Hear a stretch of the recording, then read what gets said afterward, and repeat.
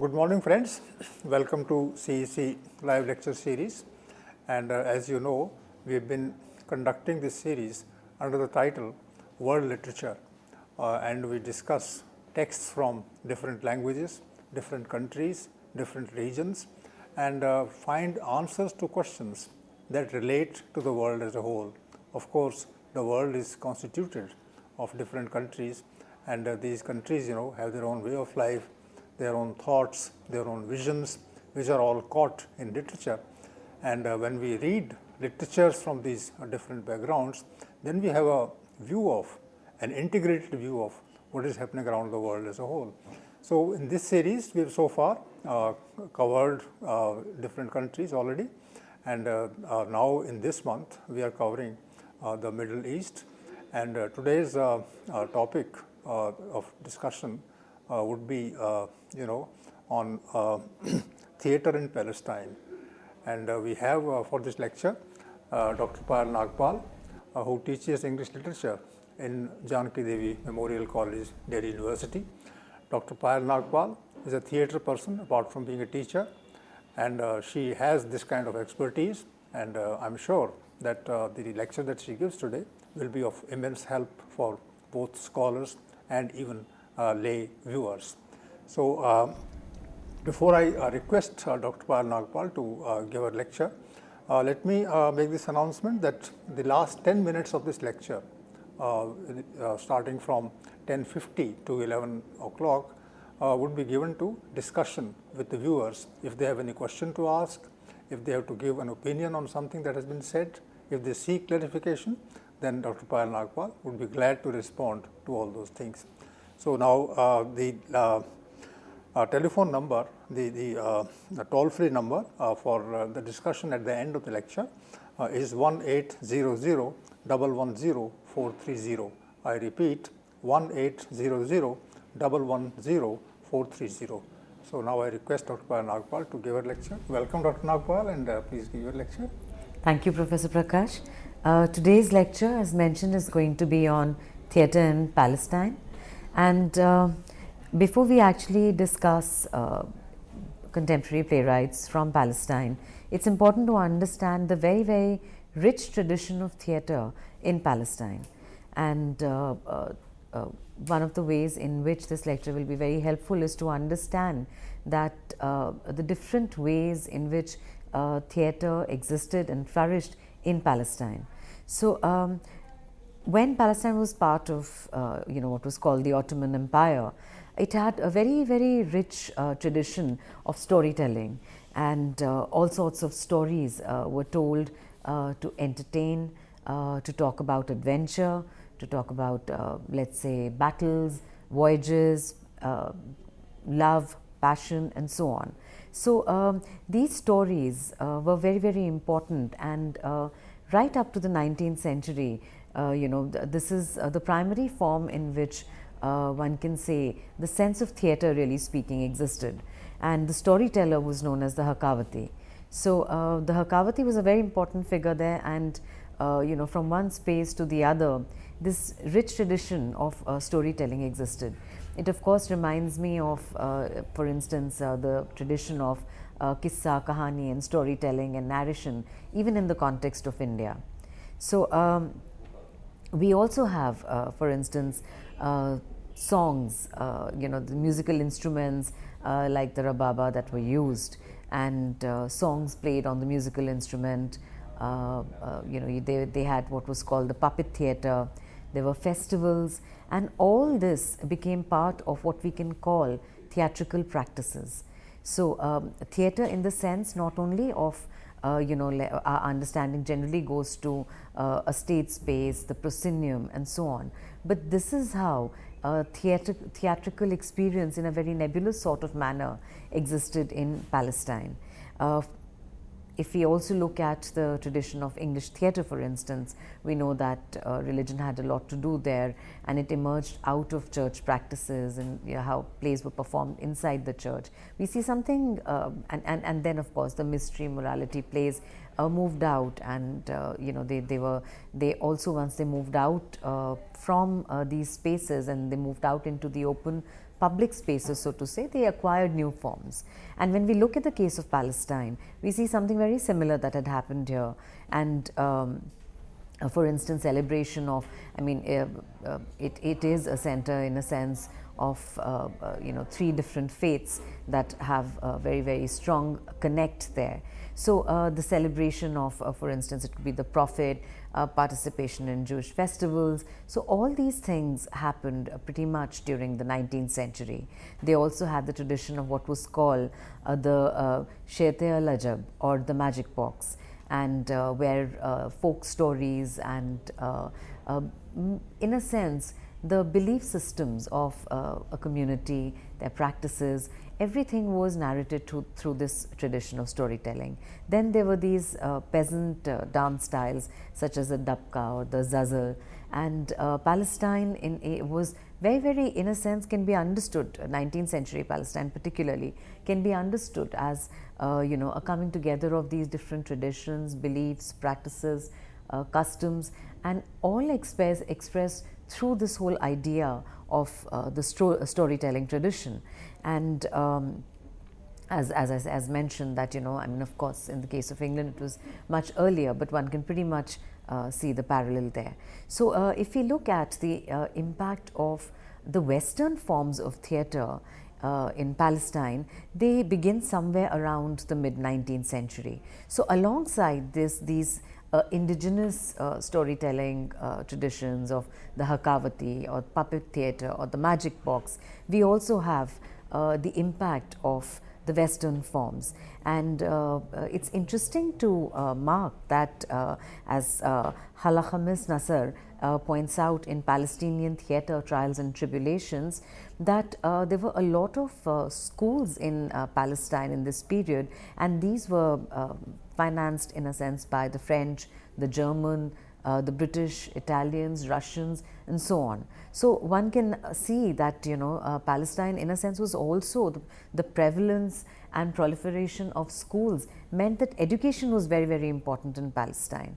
And the reason I mention this here is because this whole context of theatre and education is very, very closely linked. And Nasser sees Jerusalem then as a very important center of education, where the press and other aspects, and I quote from Nasser, he says that the press and other aspects of intellectual and cultural life could be seen there. And so the influx, towards the very, very early years of the 20th century. So on the of Egyptian and Lebanese singers and troupes also influenced Palestine and its theatrical practices in a very big way. So what we can see here is, pretty much in the latter part of the 19th century and the beginning of the 20th century, we have Palestine with its own very, very rich traditions of, it could be shadow theatre, puppet theatre, telling stories, sharing stories, and from there we also have the impact of theatre from the West. And along with all this, of course, the connect with the larger Arab world, for instance, from Egypt and Lebanon. So these areas were also kind of, culturally linked. So we get a sense of a kind of cultural recreation that is happening in Palestine that's very, very significant. And I would request Professor Prakash here to comment on this very early phase of Palestine, where we see that it has its own theatrical practices. Then there are these schools that are funded, for instance, by other countries. Education is understood in a certain way, and the impact of forms from the West. So, for instance, translation, adaptations of Shakespeare's plays would be quite common in Palestine. Your question opens up the possibilities of modernity in the 19th century. Before that, the world was closed, as I imagine. Countries were, bound by their own limitations, and they didn't have means of transport moving around. But the 19th century is the century of exploration in a big way. Yeah. So the world was perhaps giving an occasion to the countries to come together. And what better way to come together then to interact at the level of culture. If there is politics, then there are pressures. If there is economics, then there are demands as well as benefits at the cost of somebody. But when it is culture, then everybody tends to gain. And I believe, and this seems to be your preference also, that theatre is one of the best forms of literature. Yes. Because this involves not just words, but attitudes and actions and actual working on the stage, talking to people, having people in front of you, for whom you are offering that kind of entertainment. And naturally, the indigenous forms, as you say, are there and people are acquainted with them. But the more important thing is to come in contact with the forms elsewhere. So that's this give and take, is what is at the root of cultural evolution and development. So this is what I think you meant, and this is what occurs to me. Yes, and I totally agree with you on this point of modernity, for instance, that they have their own forms and practices, and through the system of education that popularized drama as a form of expression, and the influx of plays and theatrical practices from other countries, and also again simultaneously we have the connect with the Arab world. So this led to that moment of modernity in a sense, and we can see a direct parallel also in the context of India, where 19th century was the moment of modernity, I think, in the case of India. A slightly difficult question from you, Dr. Nagpal. The question is whether modernity also is tempered by the local traditions. The opposite thing, local traditions earn a lot, win a lot from exposure to the things from elsewhere. But that modernity which you are talking about, and I also mentioned it, that modernity also is not enriched when it comes in contact with things at home. Yes, I think it is enriched, and modernity in that sense becomes like a blanket term, but its form of expression in each country would be very different. I think the one space that really gives us a clear understanding of this is Latin America, because there the whole for instance, when we talk about movements like magic realism and so on, so the idea how modernity is kind of adapted in terms of a country or a continent's own practices and indigenous traditions really makes it very interesting. That's a very good example, because so far as Latin America is concerned, modernity came back to Western Europe, and they learned a great deal from what was happening in Latin America.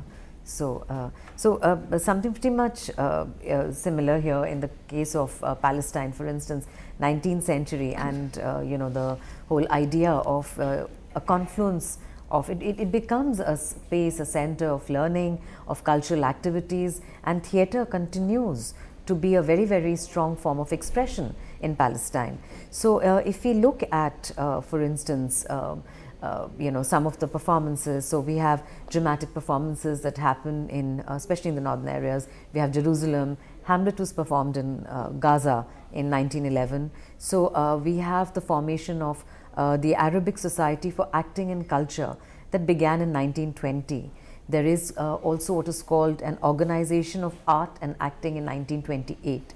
So one of the things that happened with the setting up of these schools and the influx of the Western influence was that a lot of European texts were being adapted by the Christian missionary schools, and so that was one aspect, whereas the Palestinians continued to use Arabic literature and history in schools that were run entirely by the Palestinians. So wherever one could see the impact of the West in terms of education, there the influx of the European texts could be seen, whereas the schools that were run by the government itself continued to use Arabic literature and history. The coming up of the British Mandate in 1920, where Palestine is totally under the impact of the British, and it of course continued till 1948. So, but the theatrical exchange continued in this period on both fronts, rather I should say on all three fronts: within Palestine, the impact of the West, as also the impact of other Arab countries. And new schools, interestingly, continued to be set up during this period, and which is why it's important to understand that Palestine had an extremely vital tradition of theatrical activity even before 1948. And I mention this because it's a primary concern actually with contemporary playwrights today, who want to actually focus on that period to recover, in a sense, a kind of a sense of lost history of Palestine, where it seems as if the culture and resistance is there, but prior to that there is no sense of theatre. What is the importance of 1948? So 1948, of course, the whole the problem of which is called the catastrophe or the Nakba in the context of Palestine, where a lot of Palestinians had to leave their home and areas. So we had the influx of the Jewish immigrants there. So that a lot of people had to kind of leave their homes thinking that they would come back. It's very interesting in a lot of stories and presentations of plays from Palestine. One thing that a lot of people carried was their key. The key to their house, and that they would come back. That they would come back. So they don't carry anything, but they carry their key. And the key is a reminder, in a sense. That's what they carry with them. And a lot of plays have characters that wear a key around their neck. Really? So and the key sense becomes of the symbol of belonging. That there is something waiting for you back home. Yes, and the fact that they have to. It's also a reminder of their loss, of the fact that they are away, and yet it is also a symbol of hope, the hope that they will go back someday.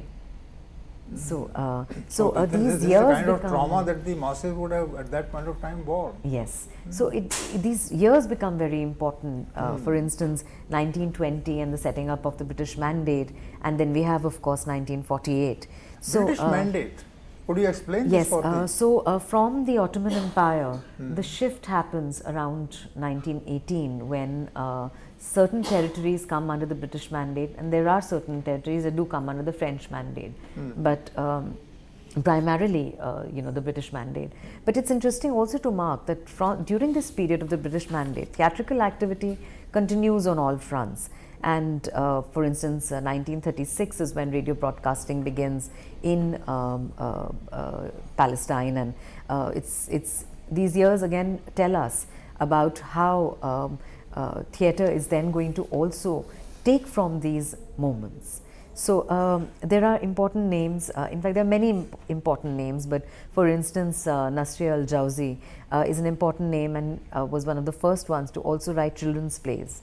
So 1948 is, of course, a very, very important year when we recount Palestinian history, or the history of theatre in Palestine also. So, for instance, in 1948, we have the establishment of what is called the Union of Palestinian Artists and the Union of Theatre Troupes. So, where, of course, the year signals the coming together of a lot of Palestinian artists and a union of theatre troupes. But I also want to draw attention to the fact that there were many of these troupes that actually existed before 48.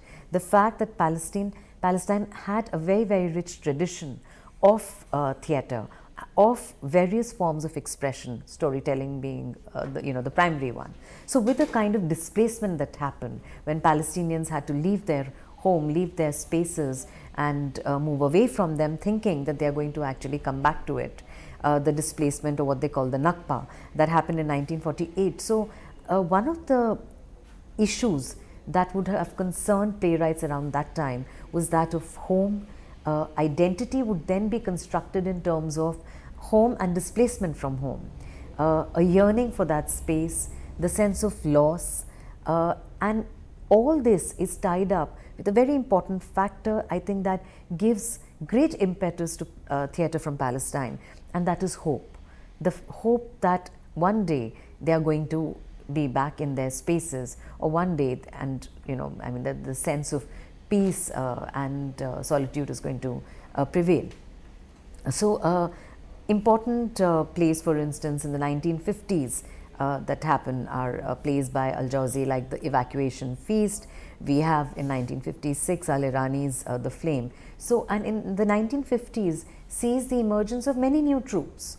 And the reason I mention this is, again, to draw attention towards the presence of and continued proliferation of theatrical spaces and groups and troupes that move from one space to the other in Palestine. So Palestinian theatre movement was also extremely active in Israel, and we had the Nazareth-based popular theatre and contemporary theatre of the 1960s.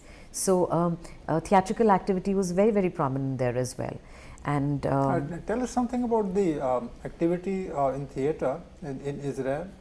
So in Israel too, the people who were engaged in theatre, for instance, in Nazareth, we had the popular theatre and the contemporary theatre. So people were concerned with the issues of people who were displaced and their sense of identity and their sense of loss. So in a sense, it becomes interesting. They shared the suffering of They shared the suffering, and culture becomes a bridge in a sense for people to understand humanity at a much larger level, something that borders and contours and margins probably deny people otherwise, but culture manages to surpass all these. Please dwell on this bridge part. You have mentioned an excellent idea regarding culture, becoming a bridge between two contending powers.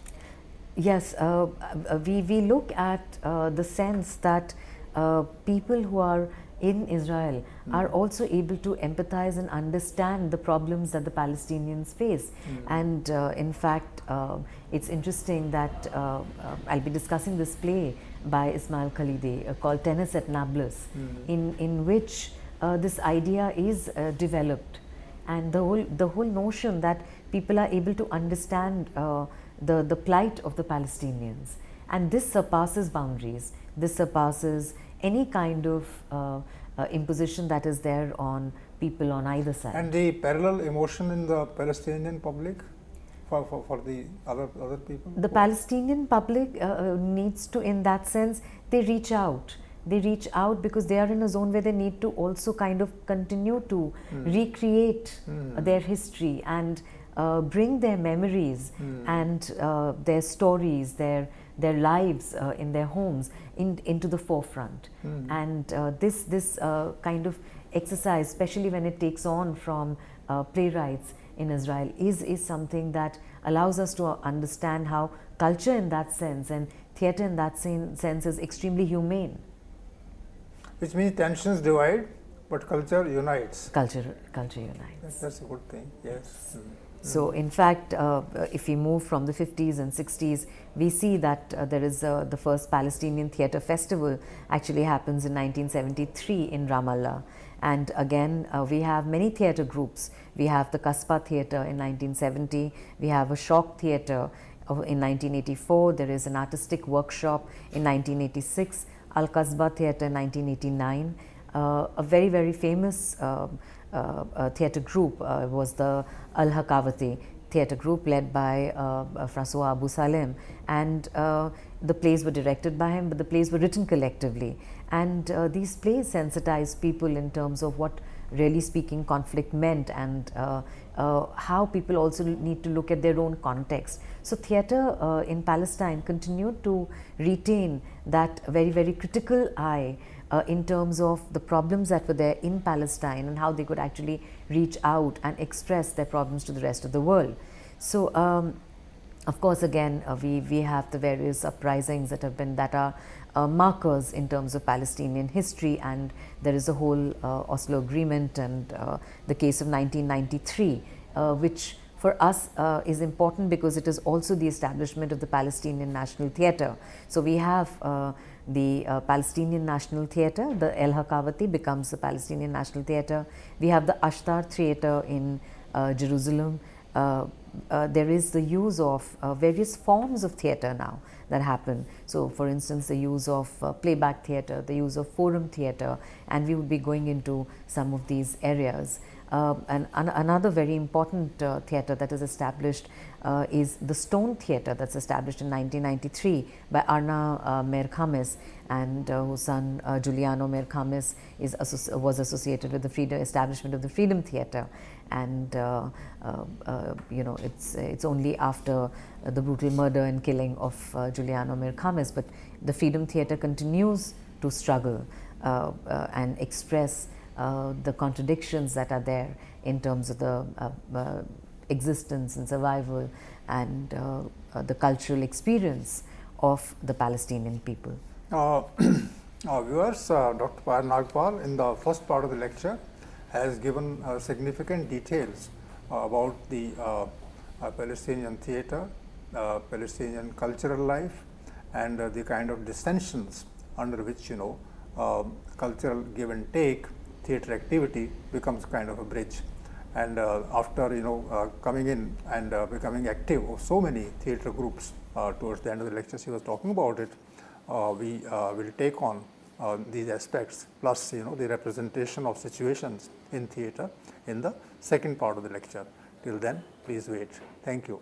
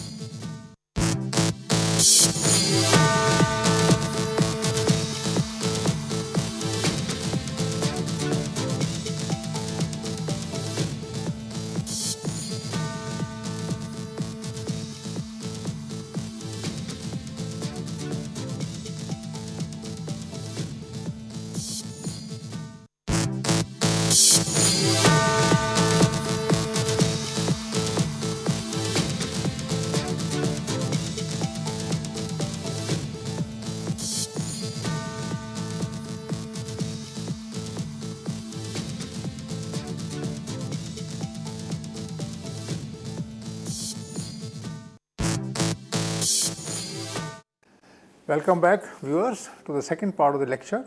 In the first part, Dr. Nakba talked about the background of 19th century and 20th century theatre activity in Palestine, from where she finally came to the actual groups formed in the second half of the 20th century.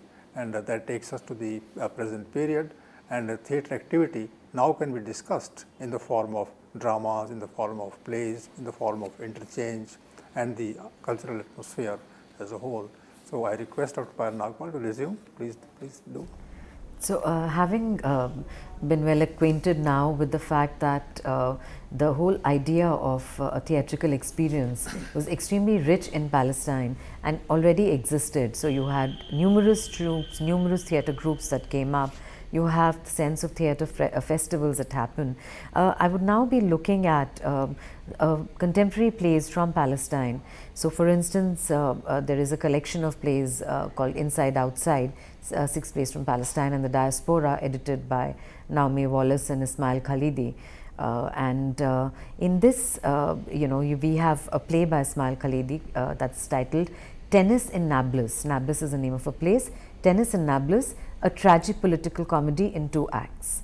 So the first performance of this play happened in 2010, and it's interesting to mark that the play is situated in 1939, which is the beginning of the Second World War. So the play emerges from, as Khalidi mentions in this play, it emerges from his reading of an Israeli historian who had said that, who had described to British officials in Palestine playing tennis at the time of the Arab revolt and using Palestinian prisoners as ball boys. So the comedy lies in the utter delusion of the imperial enterprise, is what he says. So the whole idea that there was this Arab rebellion 1936 to 1939 which was quashed. So there is looking back at that moment, and it's often believed that it is because of this failed rebellion, in a sense, that the problems continue to escalate. So the play has different characters, such as Anbara, who is a Palestinian writer. She's the wife of a rebel, and she writes under a different name, and she writes as a man. She writes as Muhammad Ali Bebars. And throughout the play there is the use of the radio. So we know that 1936 was important because that's the time when radio broadcast happens in a big way. So there are, interestingly, in the play, the references to the non-violent resistance of Gandhi and Badshah Khan in India.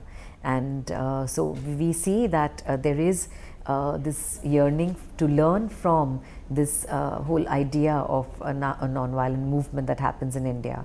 And Yusuf, who's the rebel, and he's arrested, tells his nephew Tariq, who's been kind of trading with the established people and has been making money, but is now in a situation where both Yusuf and Tariq have been arrested by the imperial powers, by the British.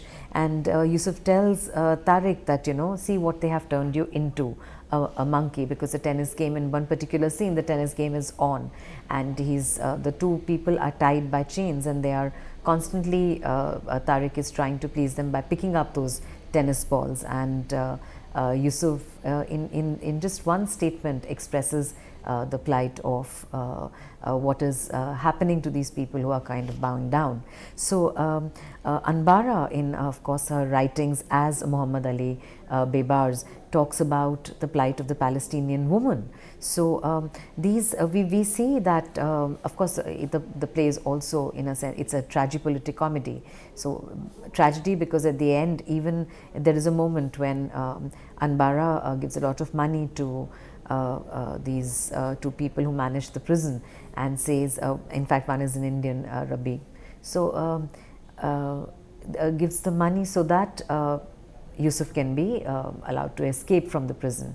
However, the trial that was supposed to happen on a particular day is preponed, and so Yusuf is killed. And however, the strength in this entire play actually comes not so much from Yusuf but from Anbara, the woman who is the writer. And interestingly, in a lot of plays, especially the contemporary plays that are written, the women are shown to be writers. They are shown to be women with with complete clarity of mind, with conviction, with optimism, with hope, the ability to handle extremely difficult situations, as is the case with Anbara. There are references, of course, to food. There are references to places from Palestine, customs, continued reference, of course, to olive trees. And what's very interesting is that Tariq is released from the prison, and the person who helps Tariq is a Jew, Hursk, and he writes a letter, and he says that I have fallen in love with Palestine, its past and its future, and I hope that none of us love it so much that we smother it and strangle it to keep it all to ourselves. So he says that it is my hope that this place is big enough for all of us. So this idea of Ismail Khalidi's writing in 2010, and does not lose sight of the fact that culture can be used, the point that we were actually making earlier, that culture can be used. At this point, could you throw some light on the symbol of chain, the symbol of playing tennis, and the woman, being the carrier of hope as well as pain? How is theatre able to convey all these things? So on the one hand, what Khalidi actually says, that the delusion and in fact I would say the emptiness of the colonial enterprise. So on the one hand, there are people who are unhappy, who are resisting, who are opposing, and here are these two people who are very busy playing tennis. So the sheer can you visualize the scene on the stage? The way people are playing tennis, yes, and they are in chains. Yes, it has a very, very striking visual impact. The fact that there is a tennis match that is going on, and there are these two people who are tied in chains, and they're constantly trying to pick up those tennis balls. So the fact that the colonial powers are actually moving people the way they want. You're bound in a certain manner, and your movement is restricted. Only that movement is going to be allowed. So you play the game, to be decided. But we'll decide the principles. We'll decide the moves. In fact, the chains are in our hands. In fact, not only that, but the game is being played by the British officials. So the fact that you're only going to be pawns, in a sense, and even there, the movement is going to be hugely restricted. So which is why Yusuf tells Tariq that see, they've made monkeys out of you. it's a very telling kind of symbol Yes. of the game. That the game is political game. The game is a political and people are supposed to play, which means enjoy. Yes. Now see the irony of the whole thing. Yes, and in all this, a very, very subtle, almost laid back sort of strength that emerges is from Anbara, who's very clear, who's fearless. She takes on these names and she continues to write. Now, all this money that she gives to the two people, Rajib and the other person, is money that she takes, in a sense, as bebars, that she's not going to write anymore. But this money is what she wants to use to actually get Yusuf out of the prison. And Anbara is a woman character? Anbara is a woman character. And she assumes the garb of a man? Of a man. And it's not as if she's stuck to any one identity. It's all right if they give her the money. She can use it to get Yusuf out of the prison, and she can assume another name then, which is what she indicates. This in is the very play. Brechtian also. It's very They must have got the idea from there, or they must have indigenously evolved this idea. Yes. Because after all, they are looking at the world around them, which is making them play things. Yes. And when that happens, then you can visualize people wearing chains and at the same time playing. And chains in somebody else's hands. And a very subtle point, I think, that the playwright also makes about the fact that prior to 1948 also, there was this coexistence of different faiths and people from different monolithic beliefs in Palestine, and the fact that they coexisted, there was enough space for everybody, and that's and it is. I mean, Tariq is actually released only through the help of Hursk, who's Jew. So in that sense, and he says that, I've fallen in love with Palestine. He writes a letter to Tariq and mentions that, I hope that there is enough space for all of us. So the fact that humanity, actually speaking, and people, the common people, their interests are very different from what is projected. So, and 1948 is very important for everybody. For everybody. 1947, India has become free. Yes. And the colonial yoke is gone. It's totally And gone. 1948, China becomes free. Yes. And then these things are happening there at that point of time. So the world is in fact changing Yes. vitally, crucially at that point of time. Which is why, but Khalidi is placing his play in 1939 Oh. and is showing the coexistence of all these people and saying that there is humanity and there is. And these are the worst these are years. bonds, These are the these worst years of human history. Yes. So a lot of destruction is taking place between Yes. 1939 and 1945, 46. And at that time, there's a tennis match that these people are playing. Yes. So the sheer futility of it all. Cynicism. Cynicism, complete Yes, cynicism. of course. So with this, I'll make a reference to another play by Dalia Taha, and who was born in Berlin, grew up in Ramallah, Palestine, and this play was premiered in Brussels in 2012. What's the name of the play?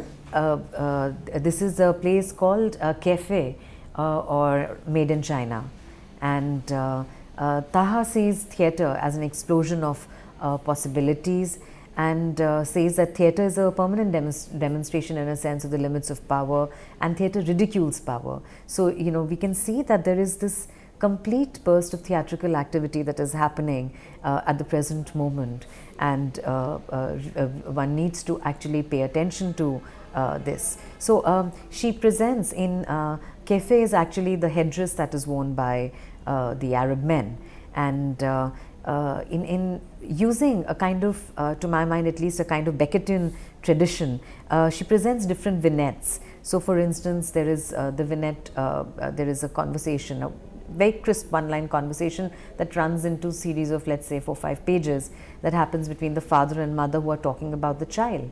And the reference through all this is that obviously the child has undergone some kind of a trauma and is impacted.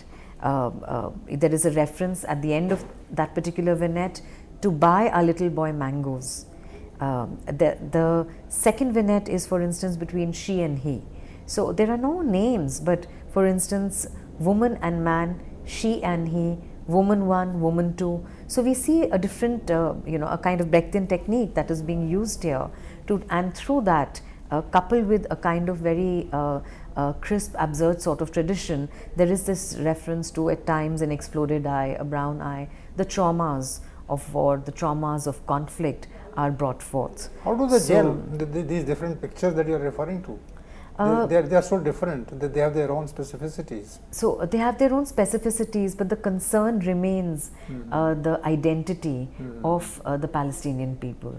and that could be seen in these moments where ultimately, for instance, the father and the mother want to just buy a little boy mangoes, and the boy, of course, is he is traumatized about something.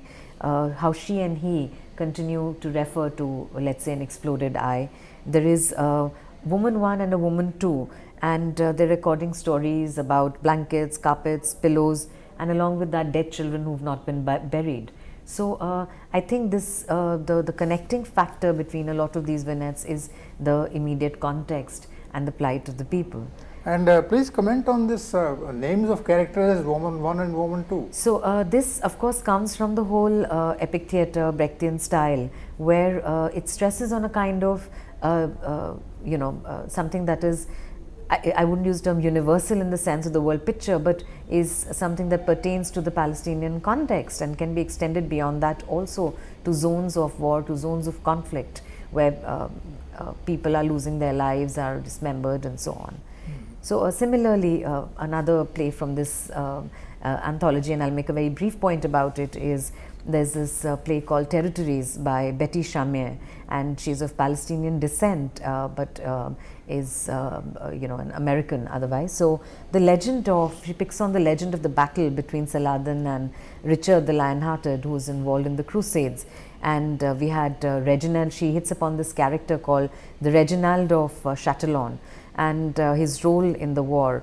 Now all these names are there, but the one name that is not mentioned is the woman who was kidnapped, because of which the war between Saladin and Richard the Lionhearted happened, which led to the end of the Crusades. So this is the unspoken character of Alia, who was kidnapped. And what's interesting here is that this character of Alia is not somebody who's she's of course she has some kind of a disorder, disease, and which makes her kind of to the normal perception, she's different from the others, and the brother Saladin is quite embarrassed at times about it.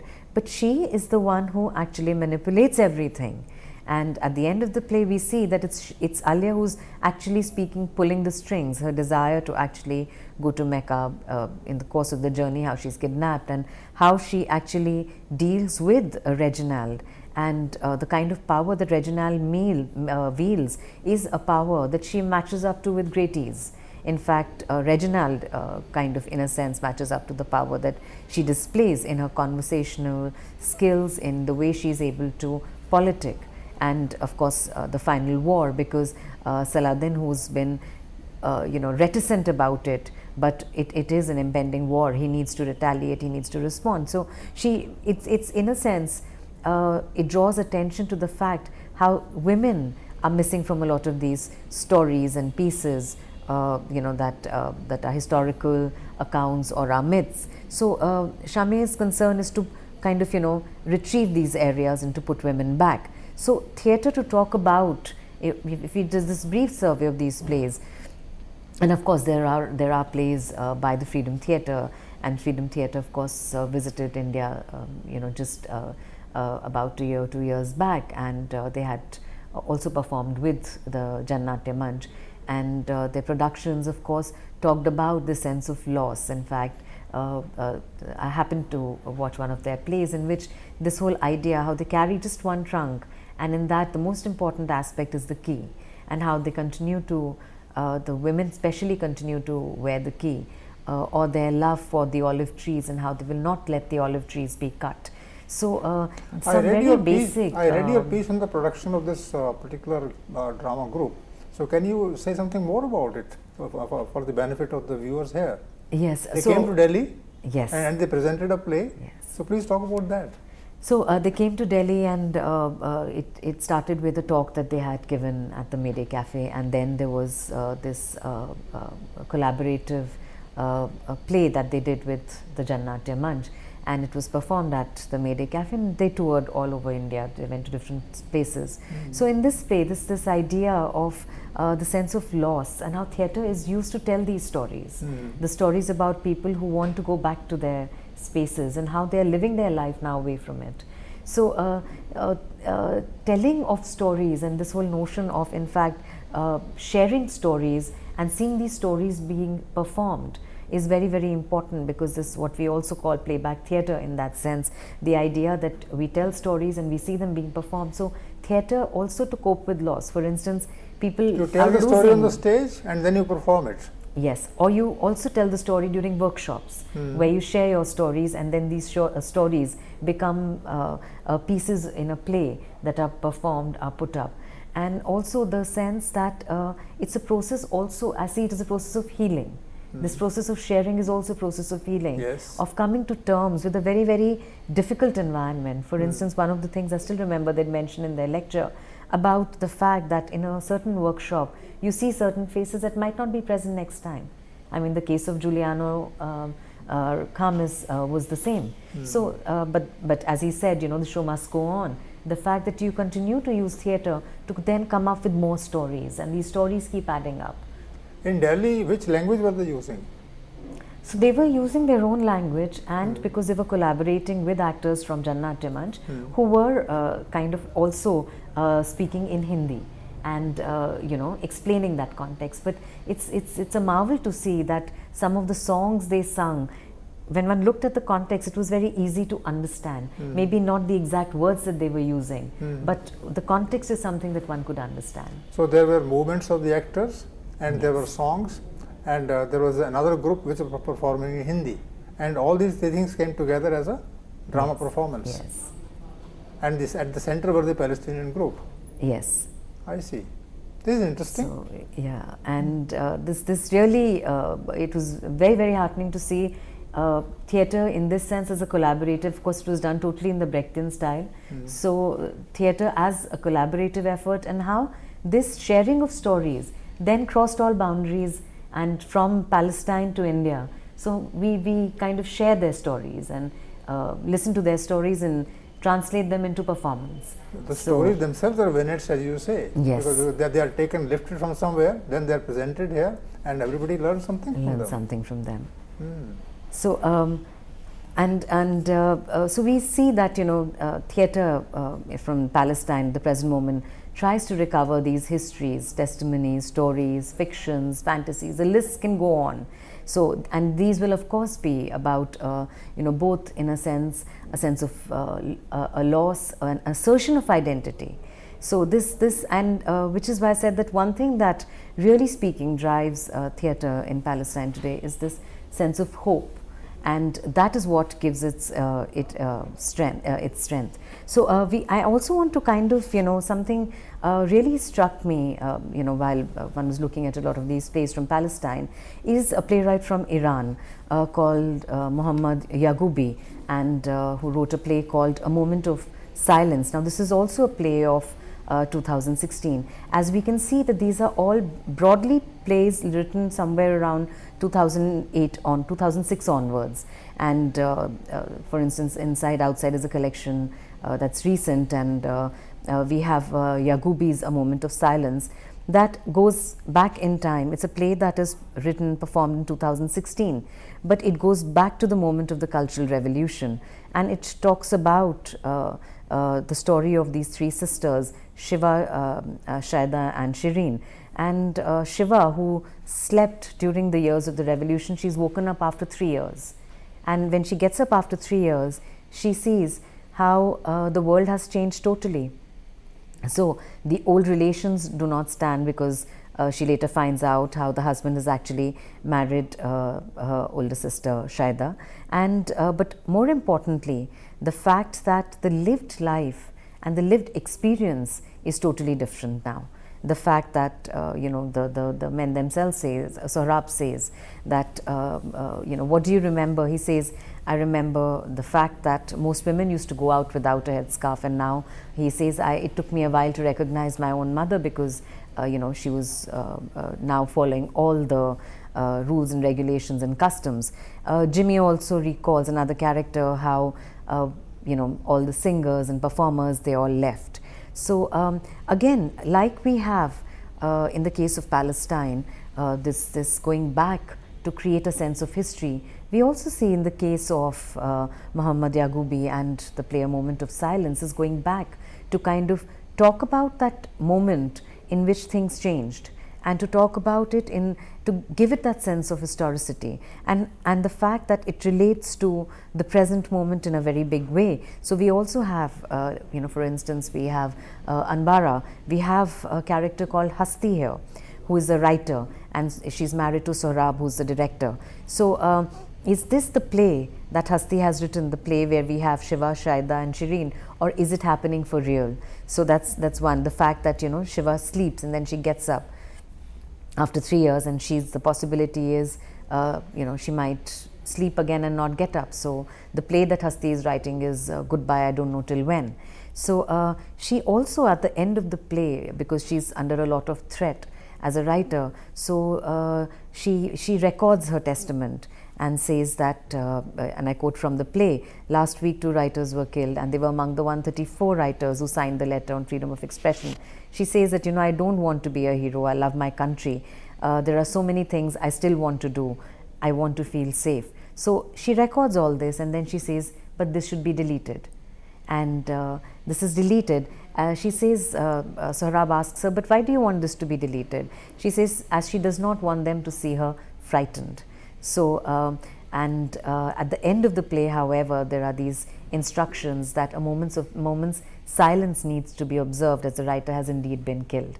So it takes us through these ideas pretty much, and we can see this as a parallel, where in areas of conflict, we can see a parallel in terms of, let's say, Palestine. We can see a parallel in terms of the way similar concerns are taken up by, let's say, writers in Iran, writers in India, and so on. So going back to the case of Palestine, where we see that these theatre then, how do we visualize theatre when we talk about the case of Palestine?